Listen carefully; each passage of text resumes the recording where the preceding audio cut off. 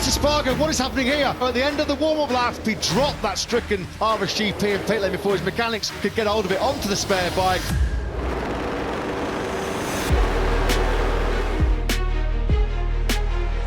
There's always a difference, isn't there, between motorcycles when you jump off them. That would have been his #1 bike, then that went kaput. Each rider has 2 bikes. We call our bikes MO1 and MO2. So we use these 2 bikes for various reasons. For the rider, we have one mechanic who looks after one and one mechanic looks after it. So he'll say Xavi's bike or he'll say Andy's bike. So this is the naming we give. Everyone has a little bit different way of doing it, but we tend to do it this way. We keep slightly different settings on both bikes, but usually when everything goes well, we just keep both bikes running with the same specs. So I'm quite okay with running with both bikes. I don't find any differences. My mechanics leave both bikes on extremely good condition, so I don't feel any difference. Marc Marquez has just gone back out on bike number 2, as we've seen him do so often in Q1 and Q2 sessions, most notably at Argentina and Indonesia at the start of the year. He's done a 2-stopper during this free practice 1 session, rolled down a quick bike swap, and he's out on bike number 2 now.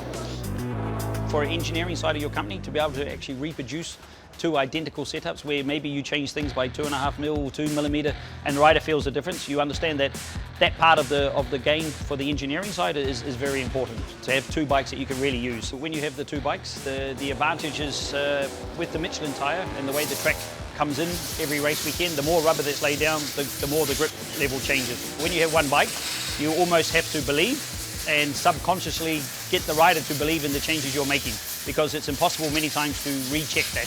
As the track gets more rubber down and becomes less green, we call it, then the grip level changes. And on a MotoGP bike, the grip level really dictates the amount of performance you can have. So it's always good to have 2 bikes, because you can always keep 1 bike with 1 setting from the session before. You do a reference run, and then you can really check the difference of what you've made, and is it actually better or not. Otherwise, there's a lot of guesswork. We do have to use the second bike because we do have to take care about the mileage of each engine. So we do run maybe practices more with 1 bike and then qualifying and race with another bike. We are allowed 7 engines a year. The way we play with engines is sometimes you'll put 1 engine in for the Friday, you'll take that back out, put a fresher engine in for the second day. So you always have this ability to be able to play with mileage and things like that. So it's another important factor of just making sure we don't go over the allocation of engines.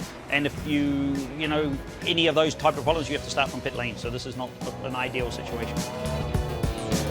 We've got rain falling here in pit lane and on our commentary box window, a lot more than it was as well. We may well see a few gamble and come into pit lane here, Matt. We may well see it. That white flag means you can come in now to change machines if you so wish. Bagnaia has been told to make the tyre change. Come into the box.